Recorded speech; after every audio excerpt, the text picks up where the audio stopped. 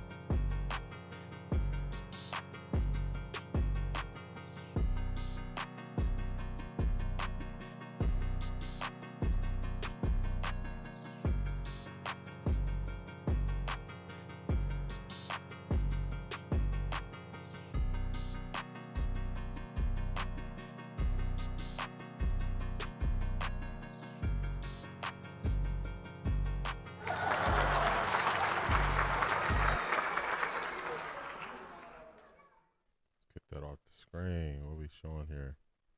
Welcome in. Welcome to another episode of Eliminate the Gray with Offtharecorddee. Thank you all for being here on this Saturday morning. This is a victory Saturday. So the Browns played the Carolina Panthers last night in their first preseason game. Shedeur Sanders got the start. Let me do my sound check here, making sure I'm sounding good. Give me just a second. All right, good. We are good. We are good. So last night was very exciting for Shedeur Sanders fans. It was very, very exciting for Cleveland Browns fans. Last night was just all around win. We're going to get to some of the things we heard pregame. So some of the stuff we heard pregame. Shedeur can't call a play. Shedeur can't lead the huddle. Shedeur can't get the guys lined up. We're going to see if any of that played out in the game. We're going to see if he was able to handle going against the Carolina Panthers ones, playing with the Cleveland Brown twos. We're going to go over how his overall game went. We're going to break that down. We're going to look at some things that I said in yesterday's show of what I wanted to see. I said I wanted to see how Shedeur did. I was very confident in Shedeur, but I also wanted to see how the young guys did. Gage, number 84, Gage Laberdon. Hopefully I'm pronouncing that right. He is a player, man. He had a great punt return. He actually is the one who saved Shedeur Sanders from throwing that interception because he did a great job of turning into a DB and breaking up that pass attempt that could have been an interception. He also took the jet sweep for the touchdown, and he made some great catches. So I think he definitely shined there. Luke Floria, who we know was Shedeur Sanders' go-to in camp, Shedeur got him the ball. He had a great throw where Shedeur rolled the pocket to the right, and he threw it as he was rolling right, threw it over the shoulder. Luke Floyer caught it one-handed going to the sideline, getting both feet in, so we saw that. That was a great play by them. Probably that was the play of the game, I would say, when it comes to highlights. Then, or actually, it's up there with the play of the game. Because Shedeur made that great throw. Luke made that great catch. Then also the first touchdown to Gabe Davis. I don't know if his name is Gabe Davis. I know it's Davis, number 89. But Shedeur made a great throw, rolling to his left and getting it in between two defenders for the first touchdown. He made a great throw for the second touchdown to Davis. So we're going to get into all things, the recap of the Cleveland Browns going against the Carolina Panthers. So I think we got a great show lined up for you.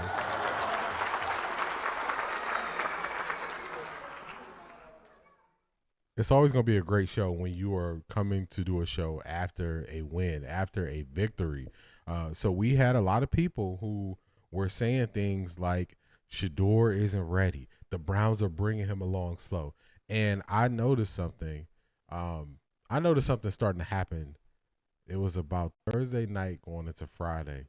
You notice Tony Grossi, I have this good feeling. I really have this good feeling.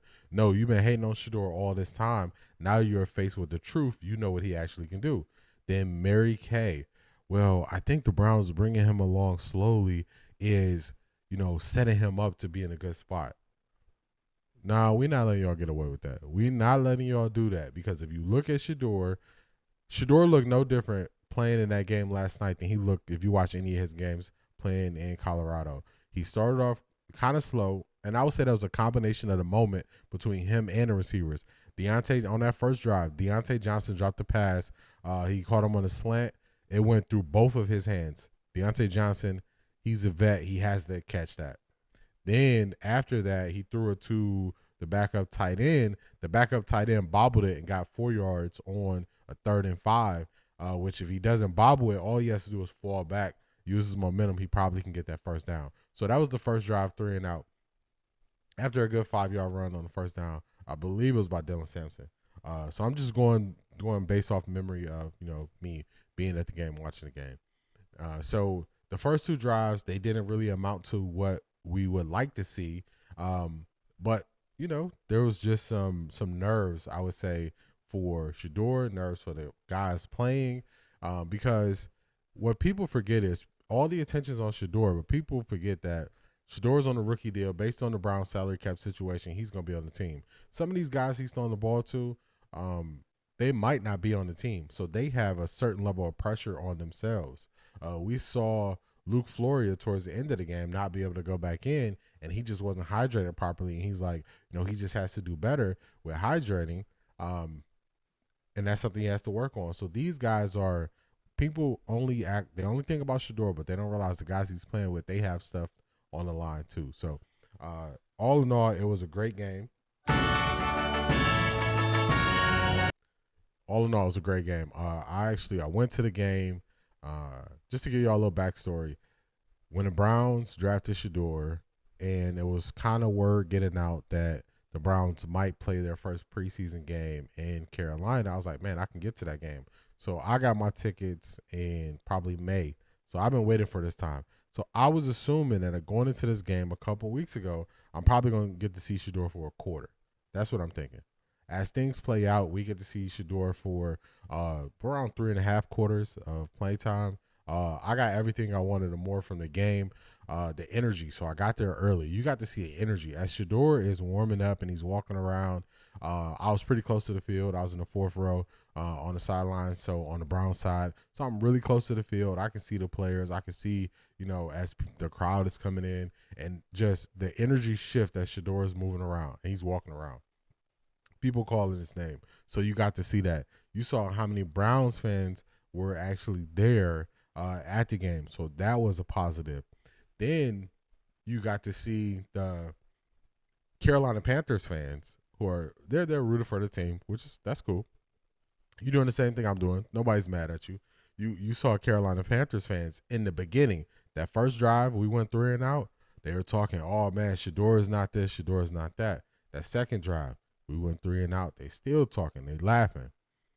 But as the Browns put together that I believe it was going into the second quarter where they were where we were sitting, we were right by the touchdown to see the end that they were on. And then it ended, in first quarter ended, they went to the second quarter, they went to the other end. We scored that touchdown, that pass by Shedeur. They started to get quiet. We scored again after we got I think it was a kickoff or a punt penalty. I think it was a punt. After we got the punt and they forced fumble, they were really quiet. It got to the point they never spoke again. So they were talking early. They were saying everything with their chest. But the Browns, they showed out, and the Browns put all that noise to bed. They didn't talk anymore. It was one Carolina Panthers fan. He was standing there. He was sticking around to the end. He was hyped, but he had to let it go because, the team wasn't producing. So all in all, I think it was a great experience. If you ever get a chance to go to a live NFL game, it's definitely worth it. Preseason or regular season, I try to get to a couple games a year, especially when, it's kind of local to me.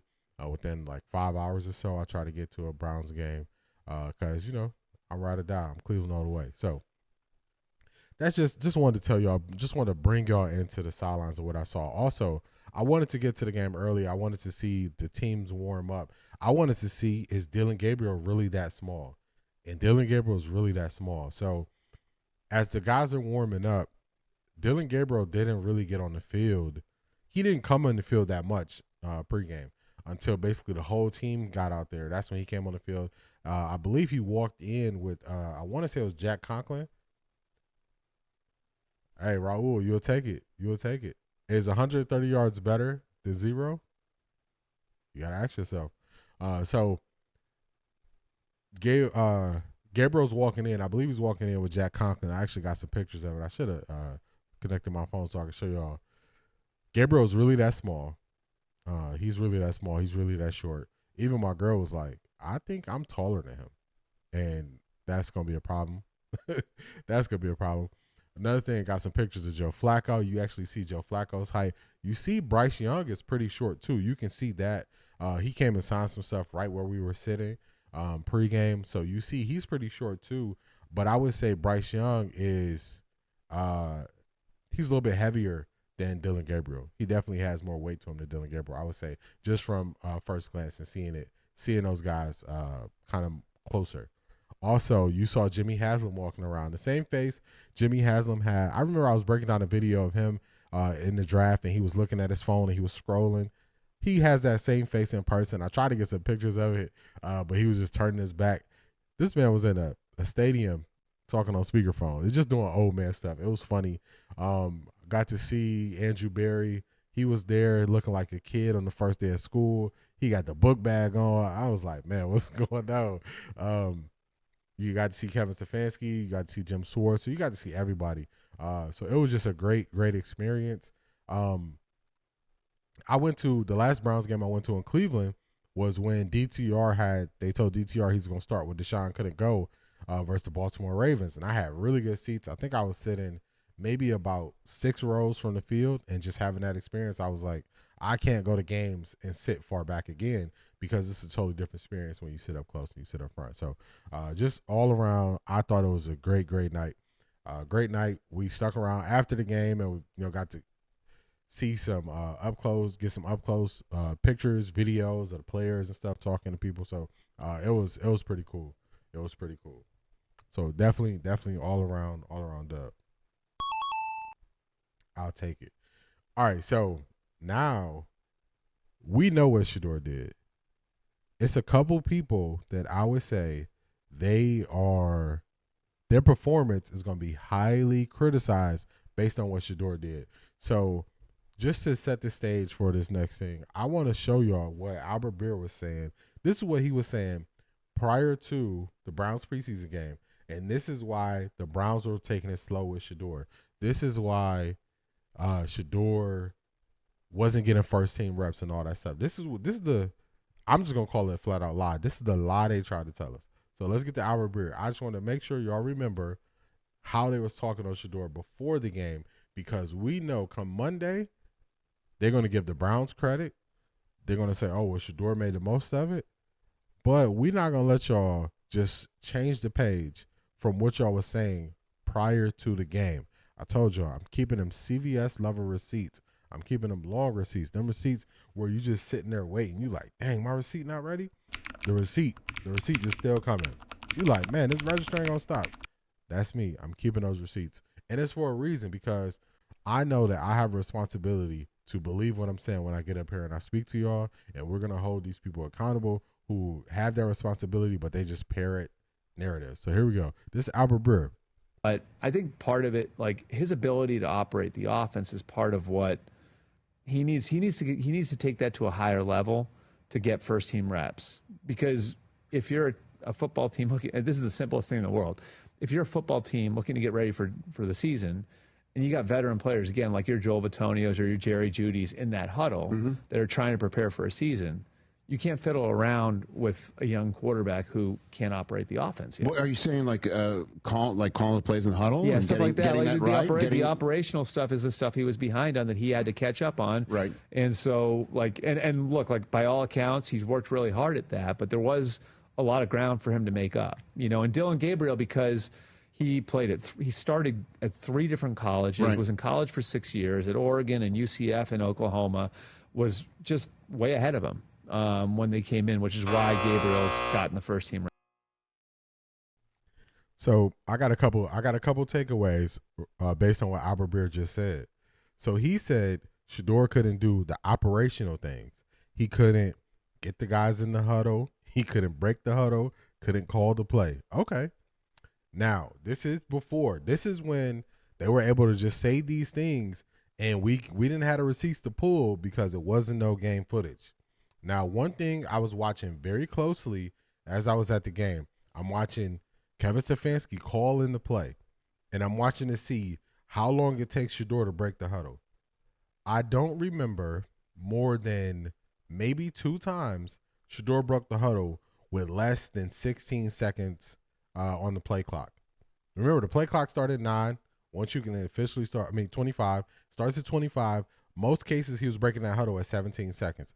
To me, that tells me it's not the operational issues like they're trying to tell us. And also, I saw Shedeur rolling his hand, telling Kevin Stefanski, get the play in, get the play in, get the play in. So that means he's waiting for the play. That doesn't mean he can't relate the play to the players. And now you say, okay, if what Albert Beer is saying is true, we would have saw them rushing to the line, which we did not see a lot of. We would have saw guys running the wrong routes. We would have saw him not on the same page with the receivers. Did y'all see that? Y'all watched the game. I watched the game. Did y'all see that? Everybody watched the game. Did y'all see him being missing throws to receivers because they were not on the same page? Only one time he missed a throw, and it was a tight end. I believe his number is 87. He had on these bright orange. It was crazy. Some bright orange cleats. It looked like it was an option route. I might not be calling it the right thing, but it looked like he could have just went in for like a curl, or he could have went to a out route, and he curled and set where 2 defenders were, and Shedeur expected him to keep it as an out route because he would have been running away from the defense instead of kind of sitting in the middle of the defense. That's the only time Shedeur threw a pass where he was thinking one thing, receiver was thinking the other thing. Just off the top of my head, that's the one time I can remember where I'm like, man, they weren't on the same page, and it looked like the tight end stopped and sat in the defense instead of getting away from the defense. So that's the only time. So they're telling us this stuff before we can see it with our own eyes. This is the reason why we got the QB tracker. Nobody want to talk about why we got the QB tracker. We got the QB tracker because Tony Grossi and Mary Kay kept telling us Dillon Gabriel was way better than Shedeur, and then the Browns put out videos of Dillon Gabriel throwing pick sixes. That's why we got the tracker, because the credibility is not there. It's not there. So now Albert Beer, he just gave us a list of things that we were looking for. This is what everybody said. If you look at any show, everybody said, man, the baseline is we want to see Shedeur, how he can run the offense, how he can get the guys to the line of scrimmage, how he can get them lined up, how he can call out reads, how he can identify the protection. I was watching for it. He was identifying the Mike linebacker. He was calling them out. He was getting them in the right protections. He was doing it. I wasn't gonna just go jump out the window and say it was a lie, because I knew it was, but it was going down the line where the stuff they were saying about Shedeur, I was like, y'all know my rule. If they're saying things that aren't quantifiable, I'm calling it a lie off rip. So I was real close to just coming out here saying they are lying on Shedeur. That's what I was close to coming out here saying. Now we see they were lying. I never called it a lie, but I was close to it. He didn't struggle. He didn't struggle with getting guys lined up. He didn't struggle with calling plays. All that is not true. Now let's go to the second part of what Albert said. This is the problem that they are doing. So they're trying to justify slowing down the reps and how they got Shedeur 4th on the depth chart. They're trying to slow that down. In the midst of slowing that down, they are building up Dillon Gabriel. What is the problem with building up Dillon Gabriel? You are adding additional pressure to him. So now, since Shedeur got to play first, and we know he's not taking first team reps, the issue with the first team reps is I don't care if he gets to throw to Jared Jeudy or David Njoku. The thing I care about is I want Shedeur to be able to go against the first team defense so he can get up to speed on how fast he has to do things. That's what I care about more. From what we all know, he only got 3 reps against the first team defense because that's what's going to prepare him. When you are the starting quarterback and you are the first team offense, you're getting prepared based on how good that first team defense is, and they're giving you that clock, how much time you have to be back there, when you know you got to get rid of the ball. That's the things that would help him move along. So he's not getting that. But Dillon Gabriel is getting that.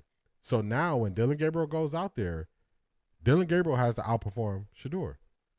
And Dillon Gabriel has been getting all those first team reps. He's getting the 7-7 on reps in practice, even though he's injured and didn't dress to play and had no chance of playing. He's still getting 7-7 reps. So they're not going to be able to use the excuse and say, oh, he's so far behind, because he's still getting more 7-on-7 reps in practice than Shedeur. So they're setting Dillon Gabriel up to take the biggest L out of this whole situation, because there's already people who believe Dillon Gabriel didn't have the upside of Shedeur. But how the Browns have handled this, with every turn we heard Dillon Gabriel's a supercomputer. Dillon Gabriel played at all these colleges. He played at 3 colleges. He played for all these different offensive coordinators.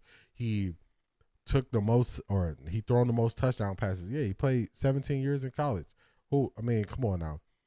I always said, I said this, not always, but I said this probably 2 weeks ago. I said, did anybody ever question, if Dillon Gabriel was so good at every college he was at, how come he had to go to 3 different colleges?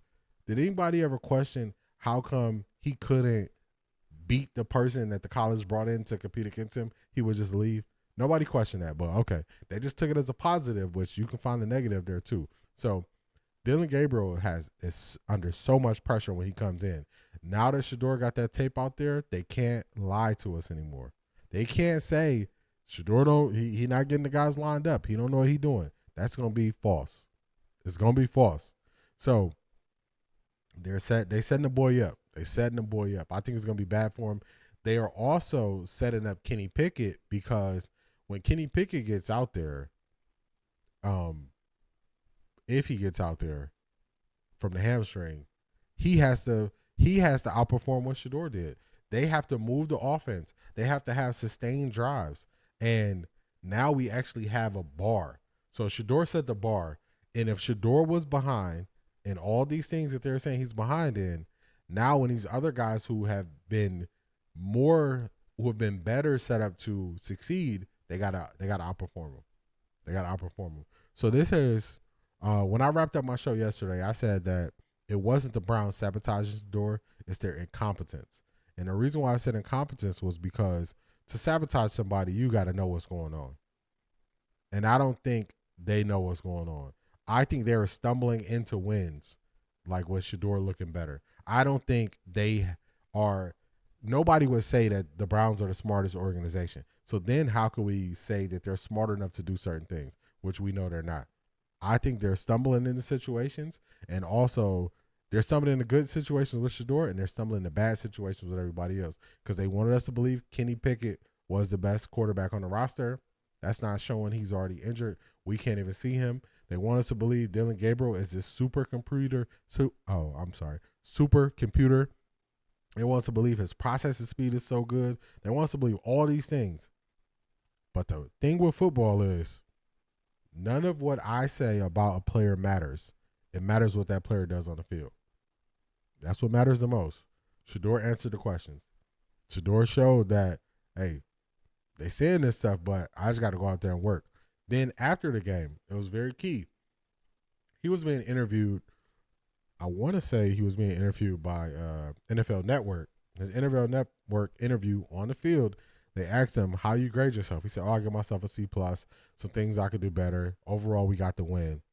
And I think that's a fair grade of itself. So he's not out there riding high.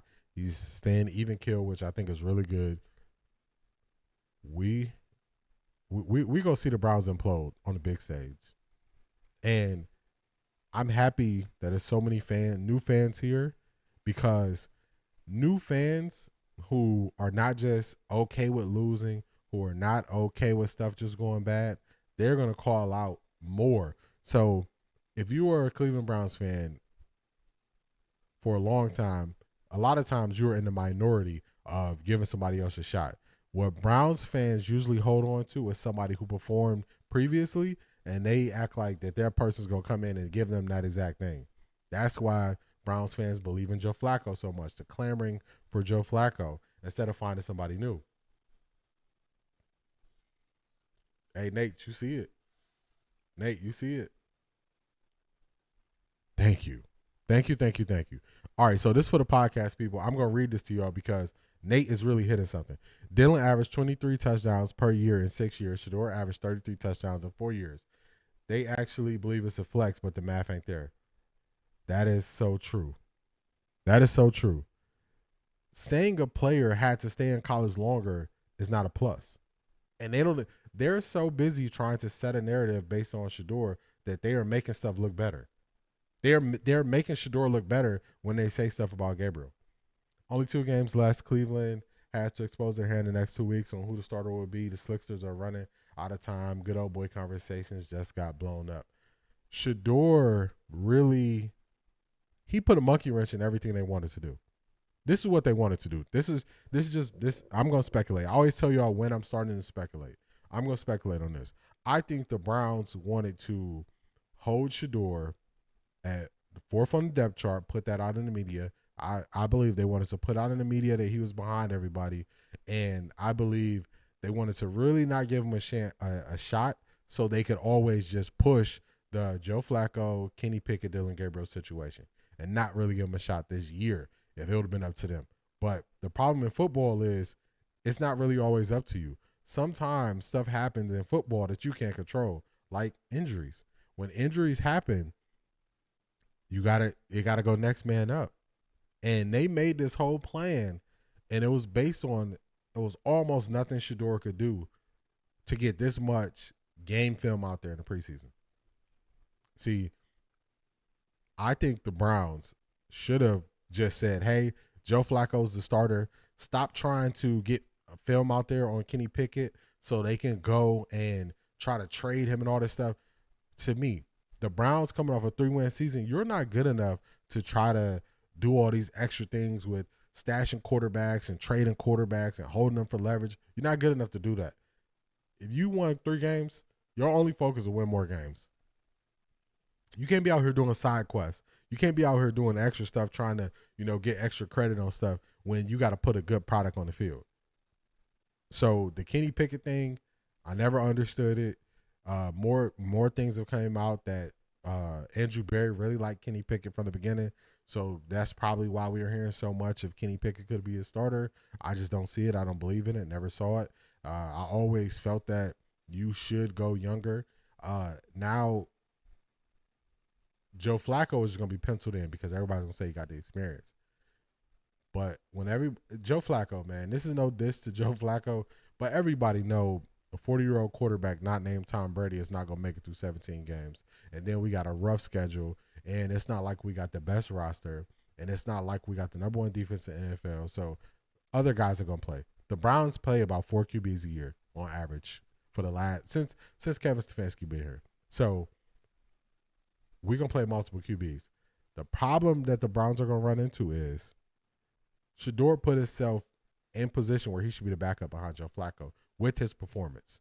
And now the other guys have to outperform him in the public eye so they can erase a lot of the backlash they're going to face. And I don't think the other 2 guys are going to be able to do it. Because I watched Kenny Pickett, and I saw Aditi, she was covering the game last night. Aditi always said, oh, man, he was just in a bad position, and they made all these excuses for Kenny Pickett. Oh, he might have had the worst offensive coordinator. Okay, when you grade a player that didn't perform on the Browns, do you give him those same passes that everybody want to get a Kenny Pickett? What happened? As soon as they signed Russell Wilson, Kenny Pickett said he wanted to trade out of there. I don't like those things where you're not even willing to compete. At least one can't compete versus another guy that they bring in. Because then what happened? Russell ended up getting hurt, so he would have been the starter the first 6 games or so. So I don't see it with Kenny Pickett. I know some people were saying he's injury prone, and you see how fast he ended up being injured. So I just don't see it. I don't see it. I don't see it with Dillon Gabriel. All the people who are Shedeur Sanders fans who felt like he was going to ball out, he went and showed out enough to silence all this stuff that we heard previously. That's enough of me kind of rambling on about that. Let's get to a little bit of Kevin Stefanski's reaction to how Shedeur played. So let's get this clip going here. Let's get this up here. Again, not perfect, plenty that we can work on, but I thought the guys did a really nice job of Shedeur and operating, the guys making plays. So, again, a ton to teach off of.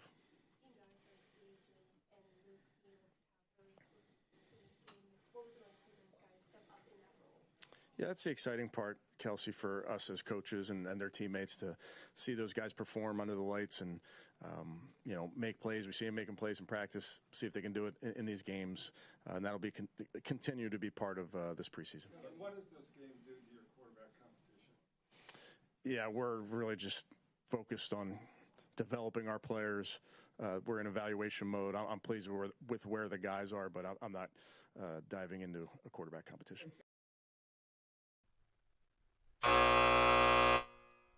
That's going to be an L, coach. That's going to be an L. The reason why that's going to be an L is because y'all told us, not y'all specifically, but the Cleveland Browns are the ones. Let me break this down so y'all get it. Let me start so I'm not jumping ahead of my brain when I'm saying this to y'all. When you see the national media who don't cover the Browns on a day-to-day basis all come out and say the same story, Shedeur got to work on processes. Shedeur got to work on classroom stuff. Shedeur got to work on calling plays, getting guys out of the huddle, his cadence and all that stuff. That's coming from the Browns. Albert Breer is not – Albert Breer is on a training camp tour, and he's saying no specific details about the Browns. Remember, we saw – it was a writer for, I think, Yahoo Sports. It was a lady. I did a video on her. She was saying, oh, yeah, Shedeur just, he kind of behind in the classroom stuff. She was saying Dillon Gabriel is further ahead. That's the Browns putting those narratives out. So now, when you created this problem, the Browns created this problem. That's why if the Browns would have came out and said Joe Flacco is a starter, he could eliminate all these questions he's going to get about this QB competition. When they're lying, saying this is an open competition and it's really not an open competition, they are creating the questions that people are going to ask them after every practice, after every performance. Now, what's going to happen next week when they go to Philly and they have the joint practices? What questions are they going to get? How does this impact the quarterback competition when they play in the game? Because y'all know what's going to happen. Game 2, they're going to want to get probably Kenny Pickett some tape, and they're going to want to get Gabriel some tape, and they'll probably give Shedeur the fourth quarter of the game versus Philly. When they do that, they're going to get more questions about this. So they thought that there were these mad scientists, man, we're going to say it's a QB competition. It's open to everybody, but we really know who we want to, be the starter. We really know who we want to be the backup. We're going to try to prompt Dillon Gabriel up. It's blowing up in their face. They are creating these problems. That's why I say it's not sabotage, it's incompetence. It's blowing up in their faces. He asked him about the quarterback competition. He talking about developing guys. We trying to develop everybody. Huntley's not going to be here. Deshaun Watson's not going to play this year. So you talking about developing Joe Flacco? You talking about developing Kenny Pickett? He is backing himself into a corner and making it harder for himself. I said this a couple weeks ago. People disagree with me. I said Kevin Stefanski is making this harder.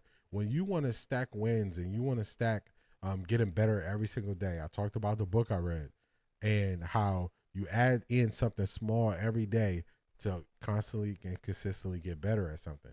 What he's doing is he's putting the monkey wrench in how easy it can be because they want to play the smartest in the room.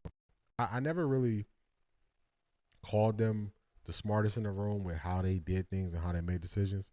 But last year, following the Browns really closely more as a podcaster, and then following this year since the draft and following everything, actually posting it and making videos about it and digging into it deeper, I see that they play that smartest in the room role a lot, and that is one of the things that's sabotaging them. They're sabotage. I mean, they're sabotaging their decisions, and it's showing their incompetence. That's what I want to say. So let's see. We don't need anything else from Kevin Stefanski. That's gonna be an L, coach. I'm sorry.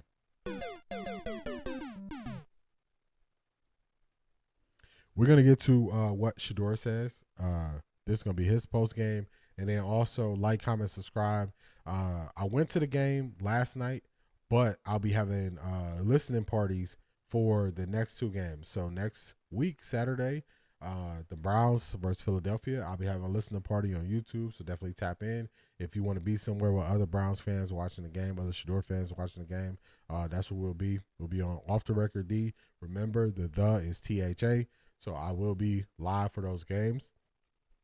Then going into the regular season, we're going to do listening parties for the whole season. The whole season, all the games, we're going to do listening parties. I can't play the video on YouTube, but we definitely going to listen to it and just take in the games together. So if you want to watch the game on your TV, have YouTube up on your phone, and just be commenting and talking to people about how the game is going, definitely tap in all throughout the season. So let's get a little bit to Shedeur here. I would say just the energy around. I would say, well, since I've been around, the energy around like the Browns. I just feel like overall, it was a different spark. I feel like it was a spark, even though it's a preseason game. Typically, people don't take those too much serious, but like that's our Super Bowl. That's each and every player's Super Bowl. So the change is a family thing. It's a family. You got to be able to go to war with each and every guy and understand, like, we're not playing for ourselves here. We playing for each other, so not making selfish mistakes, not doing that type of stuff, getting through reads, handing the ball off, doing what you got to do. Everybody do their job, and that's how we believe in one another. Hey, Shedeur, the fact that you played so many plays into the fourth quarter versus the way it's gone in camp with the reps being split, how did that help your comfort level just in flowing with the game? Well, I say I'm comfortable with being uncomfortable, so that's what it is. I got pockets of finding my rhythm, and I got to get into that quicker, regardless of anything. But overall, I feel like me out there, and I couldn't do it, of course, without the time. I couldn't do it without the play calling. I couldn't do it without anything. So I'm just thankful to even be able to have, the joy of just being on the field overall, then carrying the responsibility of doing the right thing. So that's 2 badges under my belt already, that I got out there. I feel like we operated the huddle really, really good. So it's just the small details that of course, we practice on and we talk about. And I'll say, of course, towards the end, I'll say we got a little sloppy, and we overall going to finish it up, and that's going to be a point of emphasis going into this next week. But, I was just thankful just to share that moment with everybody. Shedeur, how do you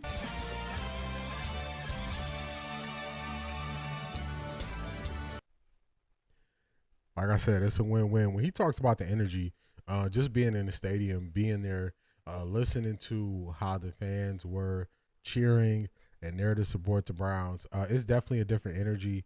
Me being a Browns fan, I've been a Browns fan a long time. I went to see the Browns play in different places. I saw the Browns play in Atlanta a couple seasons ago. I saw the Browns play when we had Terrell Pryor in Miami. Where else have I been?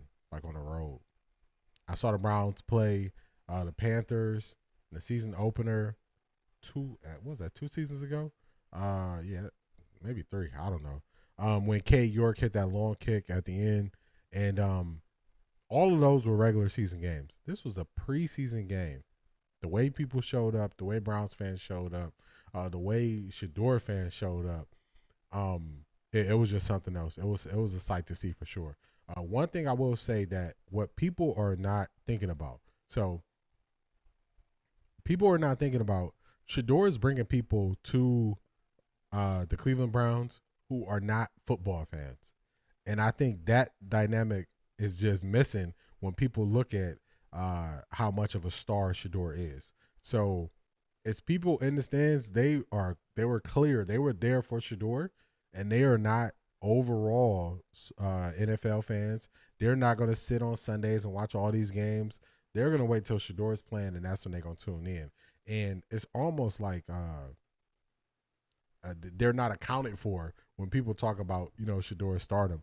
Somebody sat next to us, and she got there a little bit late, and she was asking us like the score and stuff like that.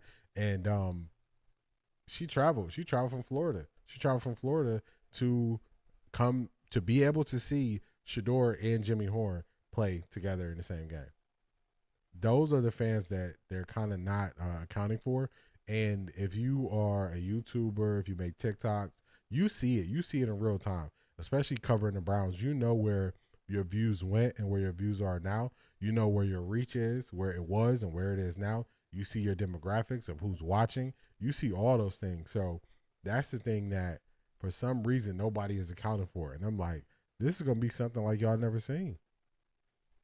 And you have Cleveland media saying, "Oh, we had Baker, that the Baker Bros, and we had Johnny Manziel." The thing with those guys was, yeah, they had a following, but those guys their following was rooted in football. Shedeur's following is rooted in people watching him grow up in front of their eyes, watching him, come from a boy to a man, watching him go from Jackson State to the Browns. So it's a big. They've been following him for years. So that's the unaccounted for group of people who are following this thing, and they're making their presence felt. Definitely made it. I was sitting next to. It was not right next to us, but it was a lady. She was probably one row back, and across the rail over to the left. Every time Shedeur took the field, she said, "Let's go 12," and she was yelling it like loud. And I'm like, that's the fan that is being brought into the NFL that the NFL can't even recognize. To me, I think they should tap into those fans more. But we'll see as time goes on. We'll see. Let's get back to Shedeur. Let's see what else he has to say. Nerves and the adrenaline right off the bat.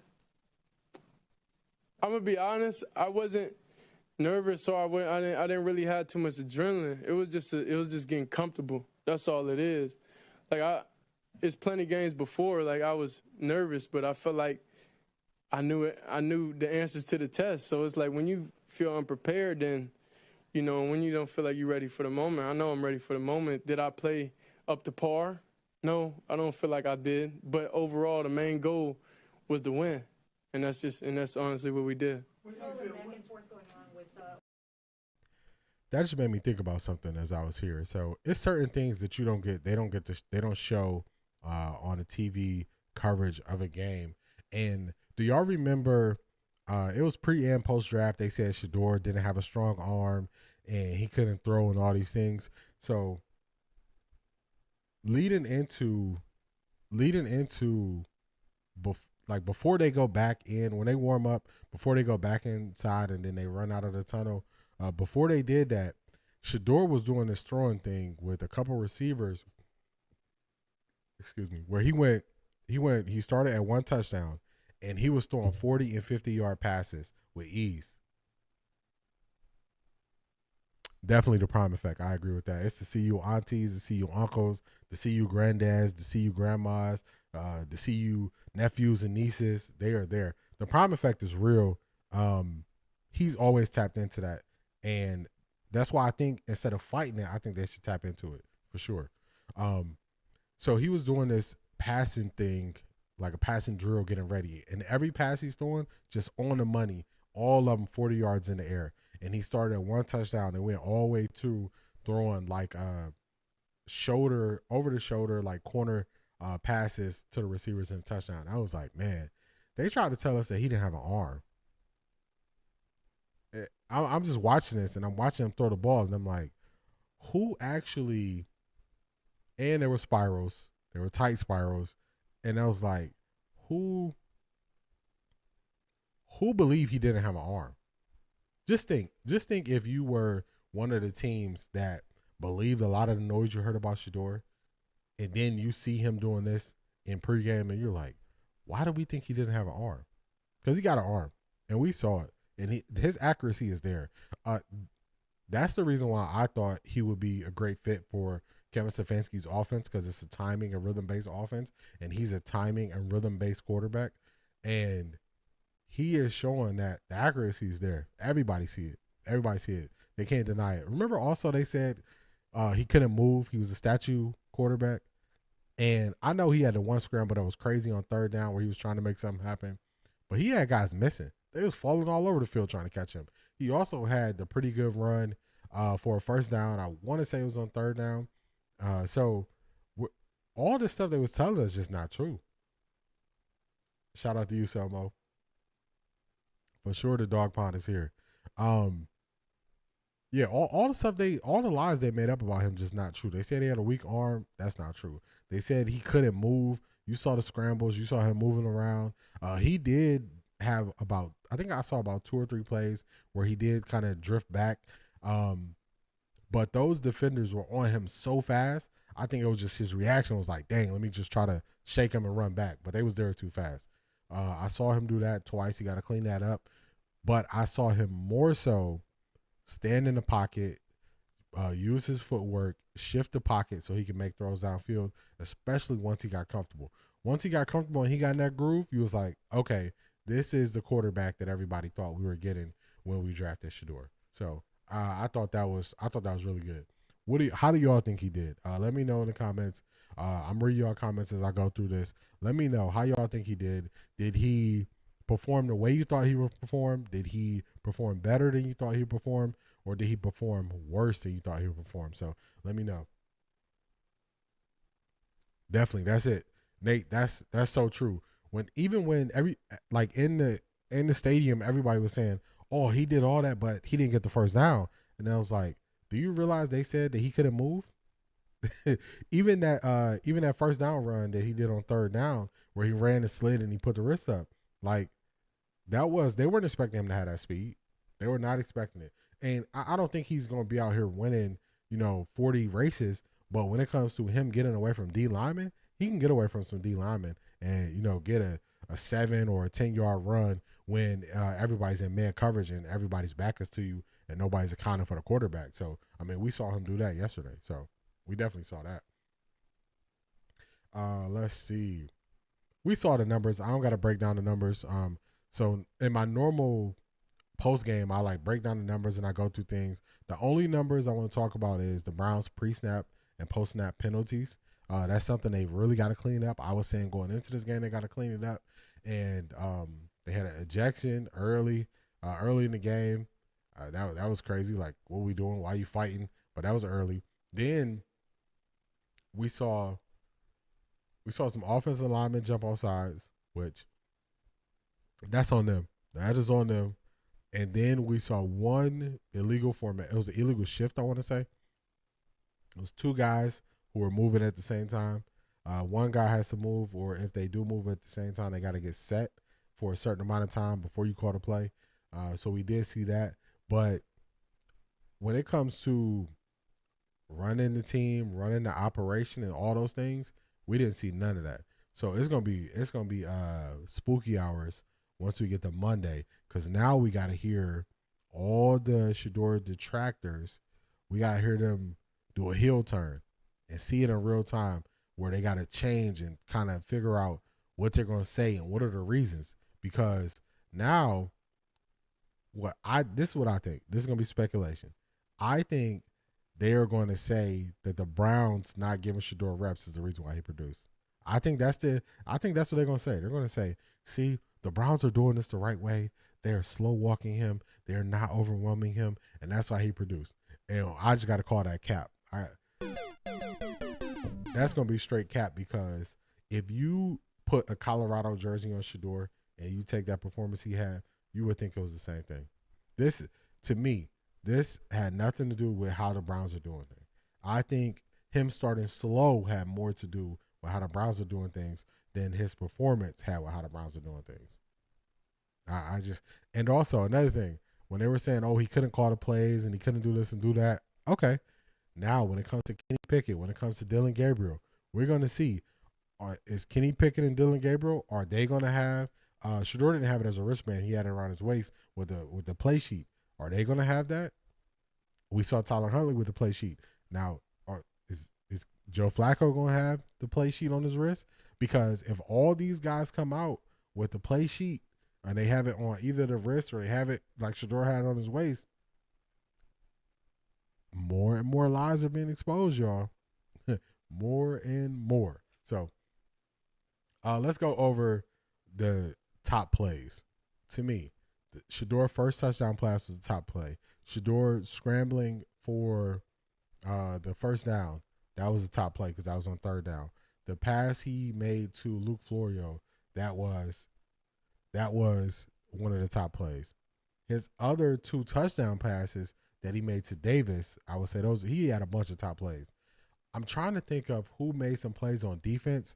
To me, I can't remember his number, but he had 2 sacks. I remember the one specifically on Andy Dalton.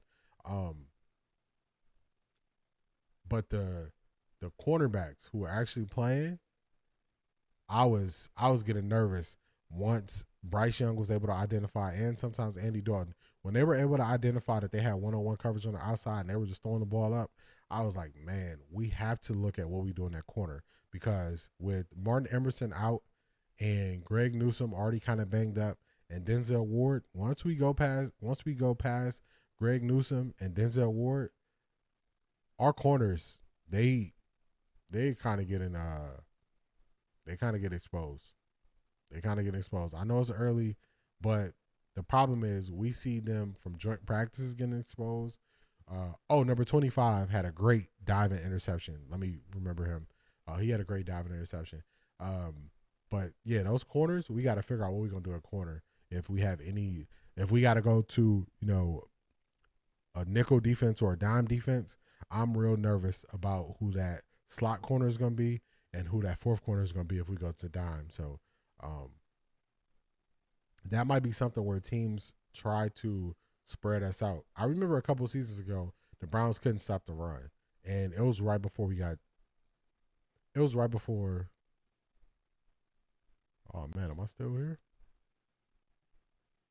All right, I'm still recording. Let me do a quick check here. So on my end, it looked like I lost connection on my stream, and then now it's saying my stream is back. So let me do a quick check. So if you're listening to the audio version of this, that is what I'm doing. So I'm just doing a quick audio check to make sure that the sound is still there, because on my end, I kind of lost connection here. So let's see if we're still going.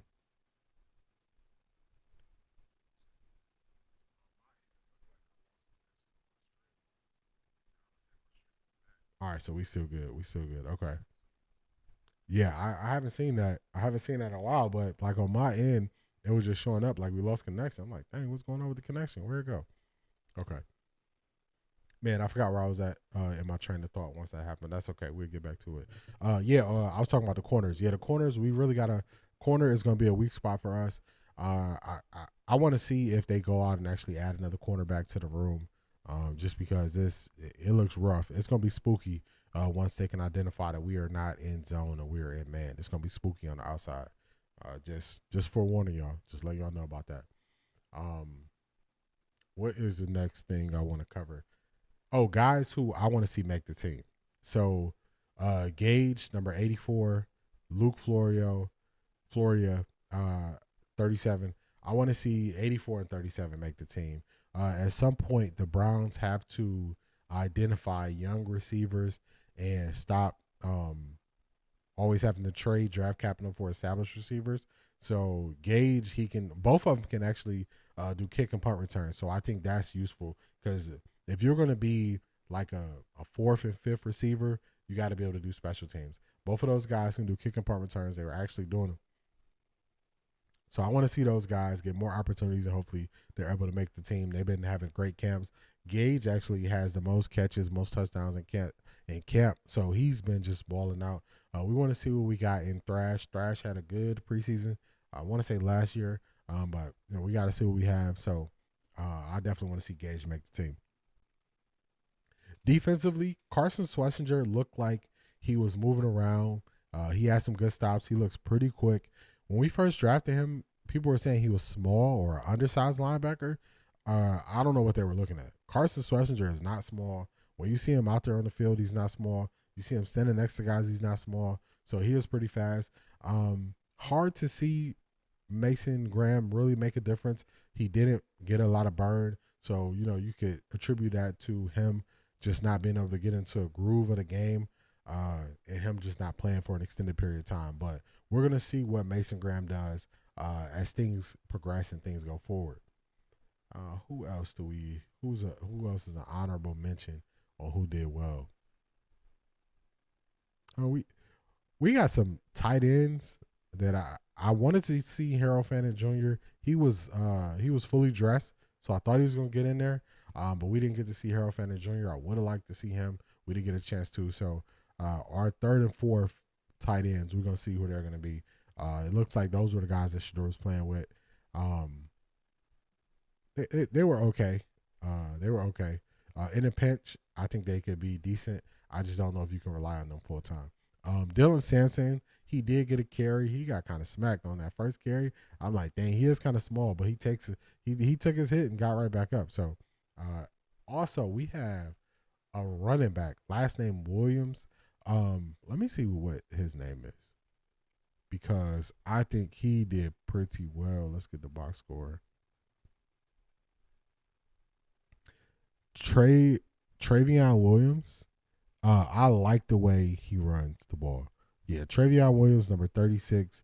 I like the way he runs the ball. He ran with aggression. He also, listen, listen.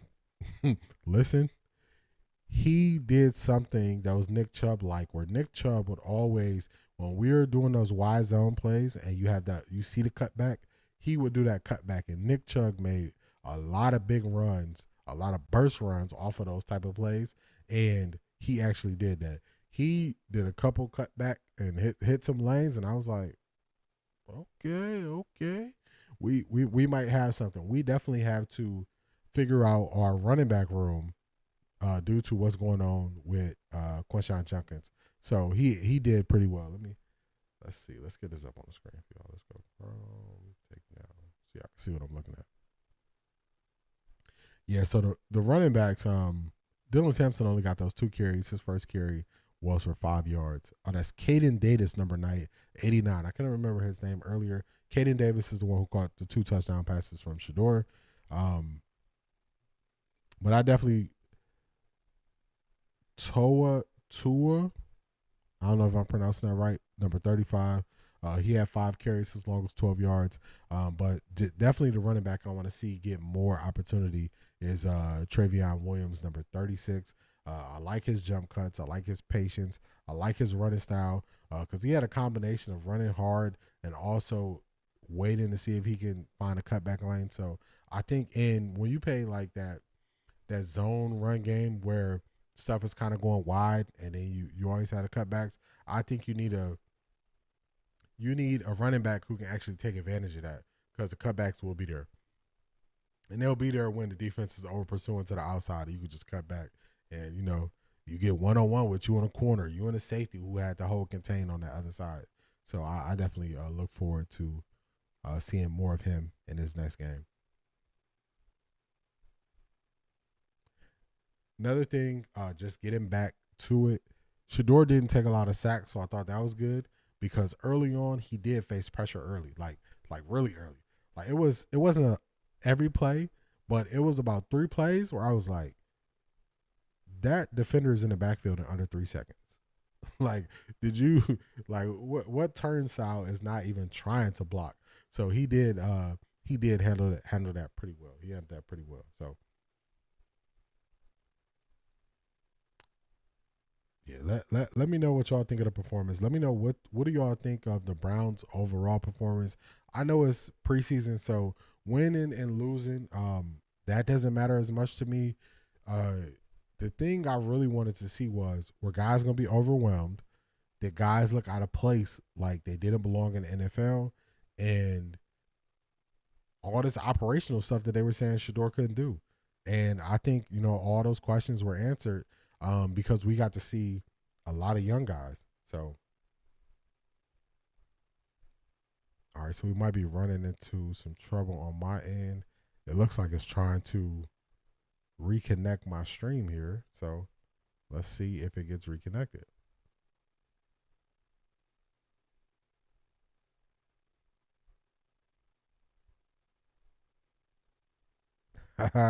Shout out to Raven 76 B More. I wish Shedeur the best. Potential is there except when he plays the Ravens. I see y'all having a big season, so shout out to you. We appreciate that. Yeah, I see the Ravens having a big season. All right, so hopefully, let me double check and see if we reconnected. This is I know I had this situation one time previously where it seemed as if my stream was cutting in and out. So I just want to double check and make sure I'm still live. So I got to jump on my phone real quick. Let's see.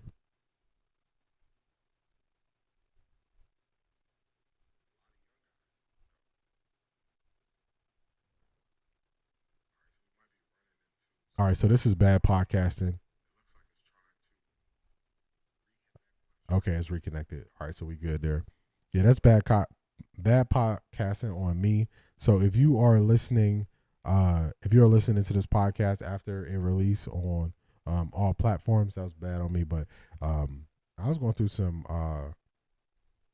connectivity issues on my end, and they went back.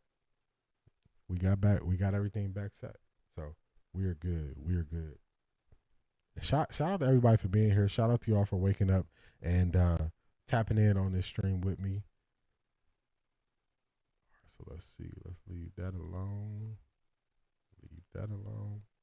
All right, there we go. All right, so for everybody, if this is your first time tapping in, I will be doing a listening party for the Browns next preseason game against the Philadelphia Eagles. I also go live on.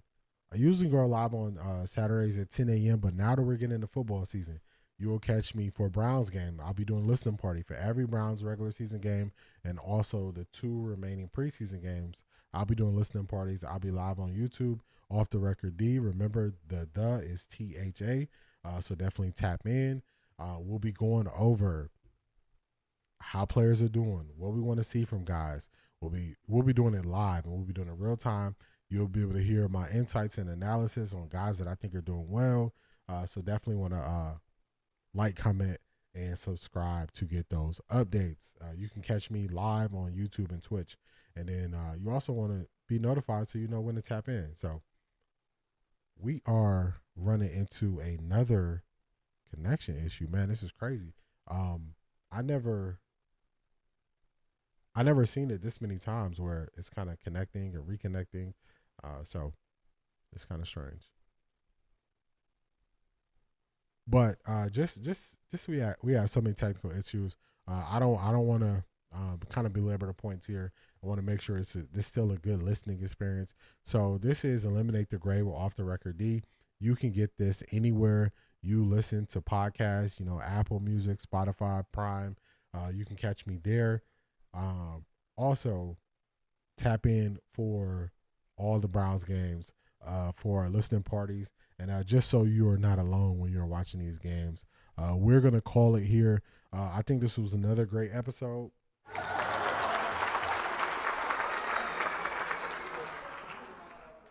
Shedeur has the haters sweating. So this is going to be them. Fighting for my life. That's going to be... That's going to be the Shedeur haters who are going into this, who wanted to say, they were waiting to say, oh, it's just preseason if he did well. But if he did bad, they were going to be attacking him, saying he's not ready. That's why he dropped to the 5th round, all those things. Shedeur obviously understands that he has the weight and the pressure on him. He didn't let that bog him down. So he showed up and showed out, and he performed. So I think this was a great episode. So shout out to y'all for being here. Offtharecorddee, Eliminate the Gray Pod. This has been great. I will catch y'all in the next one. Peace.